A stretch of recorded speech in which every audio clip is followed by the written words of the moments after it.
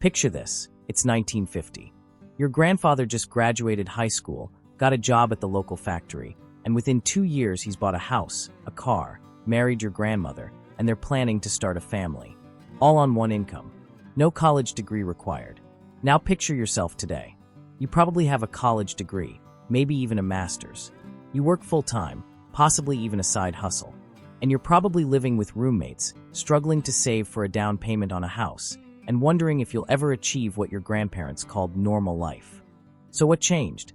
And more importantly, how much would you need to make today to live the exact same lifestyle your grandparents had in 1950? I've spent weeks diving deep into 1950s economic data, census records, and historical documents. What I discovered will fundamentally change how you think about work, money, and the American dream. And I guarantee that by the end of this video, you'll have a completely new understanding of why your generation faces challenges your grandparents never imagined. Let's start with a simple question. What did the typical 1950s lifestyle actually look like? To understand what we're comparing against, we need to paint an accurate picture of middle-class life in 1950 America. The typical American family in 1950 consisted of a working father, a stay-at-home mother, and 2 to 3 children. They owned their own home, not rented, owned. This home was typically 1,000 to 1,200 square feet, had 2 to 3 bedrooms, 1 bathroom, and came with a decent-sized yard. They owned a car, usually 1 car per family, but it was reliable transportation that could last 10 to 15 years with proper maintenance. They took annual vacations, often road trips to see America. The children attended decent public schools, and college was an achievable goal for those who wanted it. Healthcare was affordable and accessible. When someone got sick, they went to the doctor without worrying about bankruptcy. Dental care was routine, not a luxury. The family ate well, fresh meat several times a week, fresh vegetables, and meals were typically prepared at home. Going out to eat was a special occasion, maybe once or twice a month. They had leisure time and hobbies. The father worked his 40 hours and came home. Weekends were for family, hobbies, and community activities. The mother managed the household, but also had time for social activities and personal interests. Most importantly, they had financial security. They were building savings, building equity in their home, and felt confident about their future. Retirement was achievable on one person's career earnings. Now let's break down what this lifestyle actually cost in 1950 dollars, and then convert it to today's money. I've compiled data from the U.S. Census Bureau, Bureau of Labor Statistics, and historical records to get the most accurate picture possible of 1950 costs. Housing in 1950. The median home price in 1950 was $7,400. That sounds incredibly cheap, but remember, we need to look at this relative to income. The median household income in 1950 was $3,300 per year. So the median home cost 2.24 times the median annual income. Let me repeat that. Houses cost 2.24 times annual income in 1950. A typical mortgage was 20 to 25 years at 4 to 5% interest. With a 20% down payment, monthly mortgage payments were about $35 to $40, which represented roughly 13 to 15% of median monthly income. A new car in 1950 cost about $1,500 to $2,000. That's roughly 45 to 60% of median annual income. But here's the key. Cars lasted much longer relative to their cost, and families typically kept them for 10 to 15 years. Gasoline cost 18 cents per gallon. With median income of $3,300 per year, a gallon of gas represented about 1.6 hours of work at median wage. Food and living expenses. A family of 4 spent approximately $1,200 per year on food in 1950. That's about 36% of median income. But remember, this was for home-prepared, high-quality meals with fresh meat and vegetables. A man's suit cost about $40 to $50. A woman's dress cost $8 to $15. Children's clothing was proportionally affordable. Utilities, electricity, gas, telephone, ran about $15 to $20 per month total for the average home. Healthcare and education. A doctor's visit cost $3 to $5. A hospital stay averaged $15 to $25 per day. Most people could afford healthcare emergencies without insurance. College tuition at a public university was about $50 to $100 per semester. Private universities were $200 to $400 per semester. A student could work a summer job and pay for their entire year of college. Entertainment and leisure. Movie tickets cost 40 to 50 cents. A family dinner at a restaurant was $3 to $5. Annual vacations were achievable on most middle-class budgets.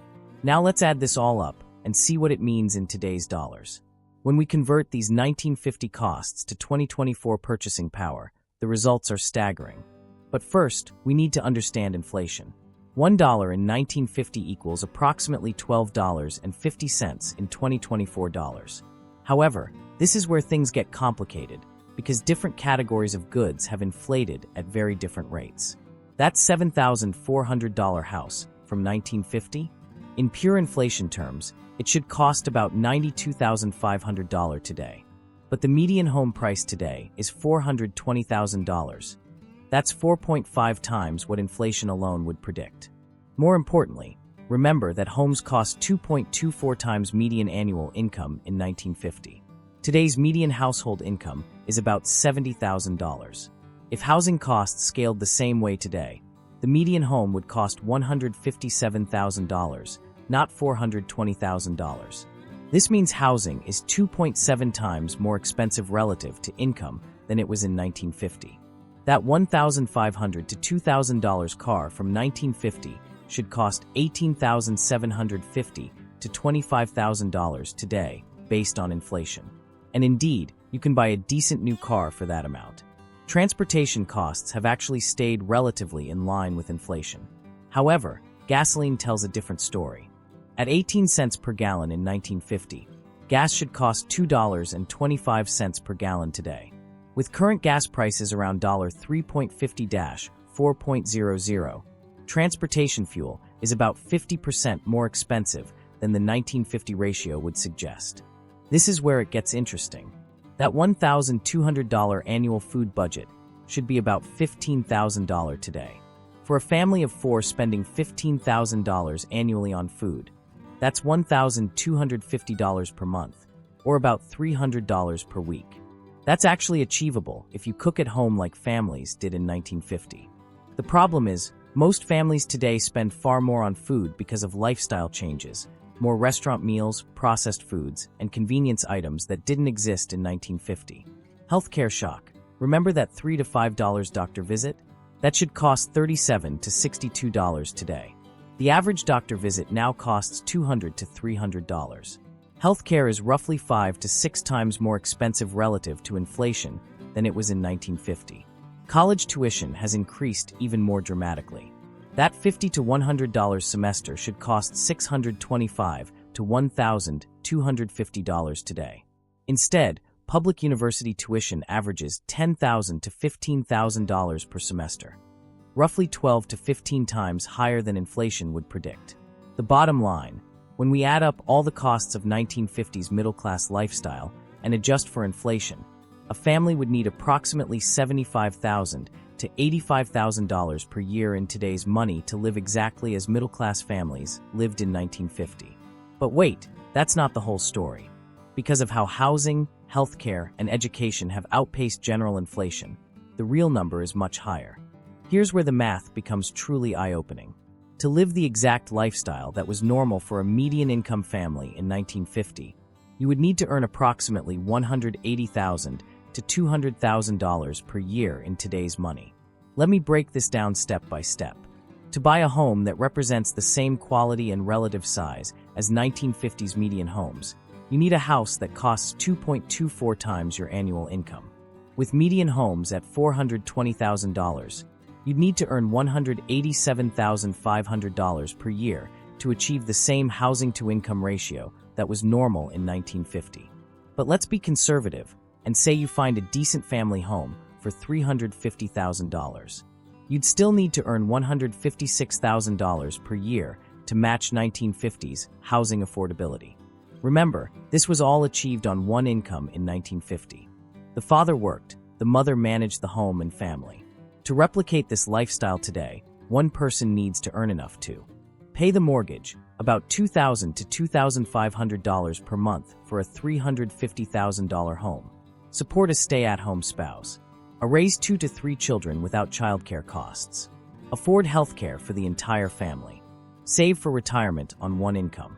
Pay for children's college education. The healthcare costs alone change everything. A family health insurance plan costs $15,000 to $20,000 per year.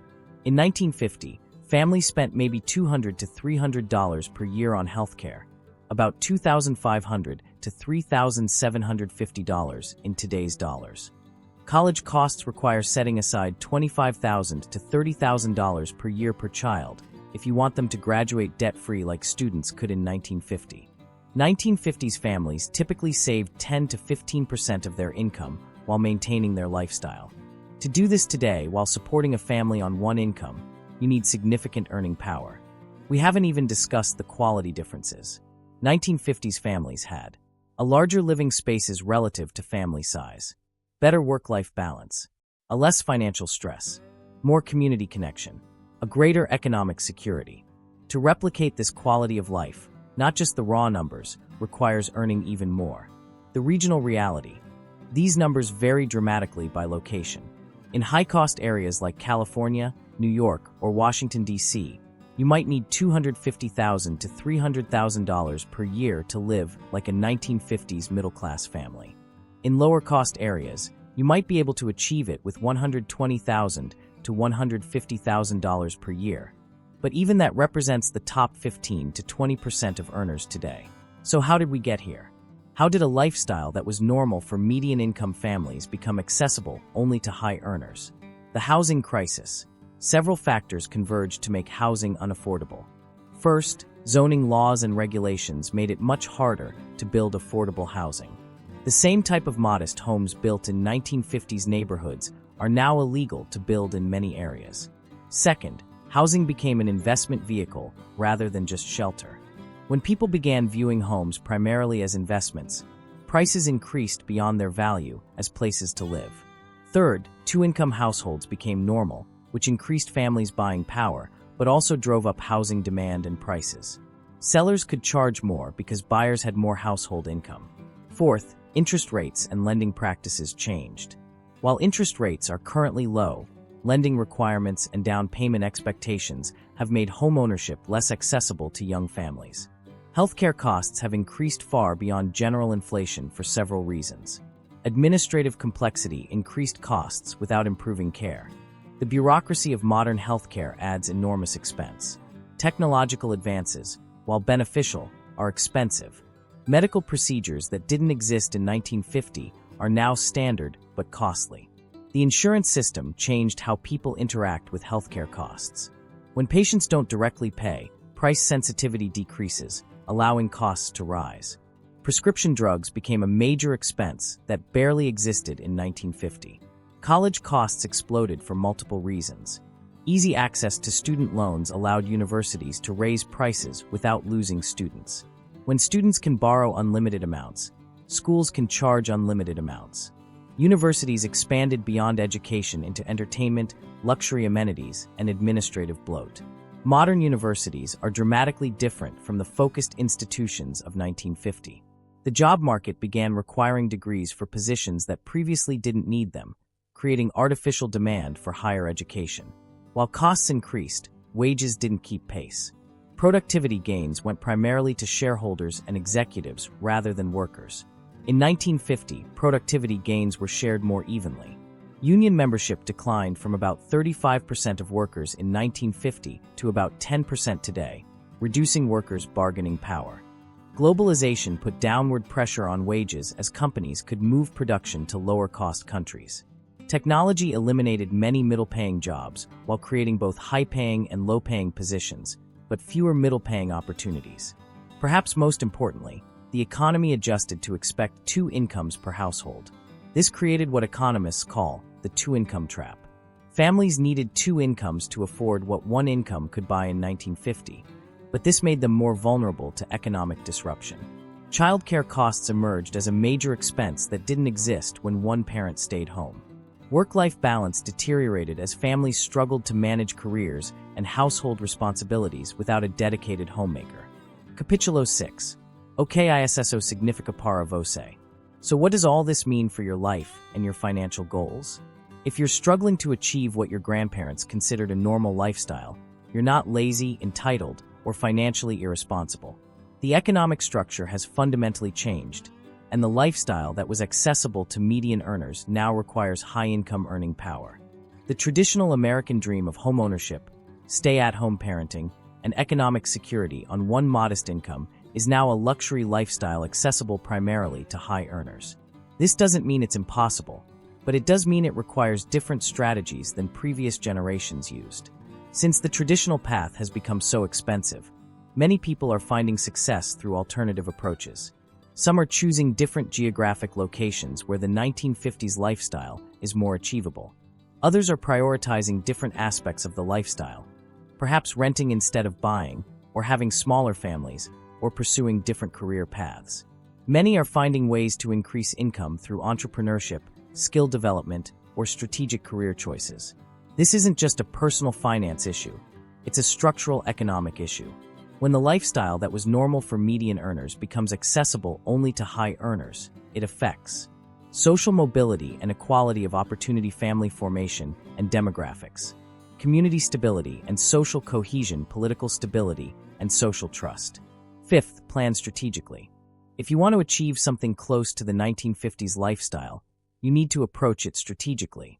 Focus on developing high-value skills that can command $150,000 plus salaries, or develop multiple income streams that achieve that level.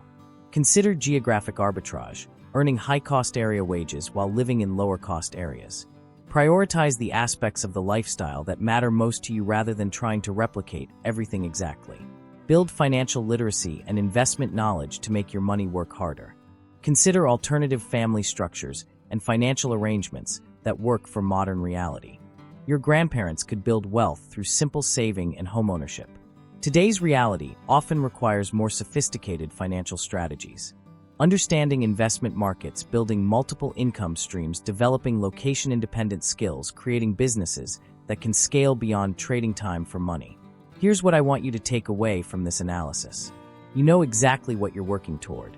To live like your grandparents did in 1950, you need to earn roughly $180,000 to $200,000 in today's money, or find ways to achieve that lifestyle more efficiently. Understanding the real numbers allows you to make informed decisions about your career, location, family planning, and financial strategies. You can stop wondering why it feels impossible and start planning how to make it possible. While the traditional path has become expensive, new opportunities exist that your grandparents never had. Technology enables location independence, entrepreneurship, and income streams that weren't possible in 1950. Millions of people are facing the same economic reality. This creates opportunities for community, shared resources, and collective solutions. Economic conditions are not permanent. Understanding these patterns helps you prepare for changes and potentially influence them through your choices and civic participation. While you face economic challenges your grandparents didn't, you also have access to information, technology, and opportunities they couldn't imagine. The key is leveraging these advantages strategically. Take action with this information. First, calculate your specific situation. What would the 1950s lifestyle cost in your area? What income level do you need to target? Second, develop a strategic plan to reach that income level or achieve the lifestyle more efficiently. Third, share this information with others. The more people understand these economic realities, the better positioned we all are to address them. Finally, remember that while the numbers are challenging, they're not impossible. People are achieving this lifestyle today. They're just doing it differently than previous generations did. The American dream isn't dead. It's just more expensive than it used to be. And now you know exactly how much more expensive, which means you can plan accordingly. What aspects of the 1950s lifestyle matter most to you? What strategies will you use to achieve them? Leave a comment, and let's discuss how to make this work in today's economy. If this analysis was helpful, make sure to subscribe for more economic reality checks. Next week, we'll look at specific strategies for achieving high income in today's economy, and how some people are successfully living the 1950s lifestyle in 2024. Remember, knowledge is power, and now you have the knowledge you need to make informed decisions about your financial future.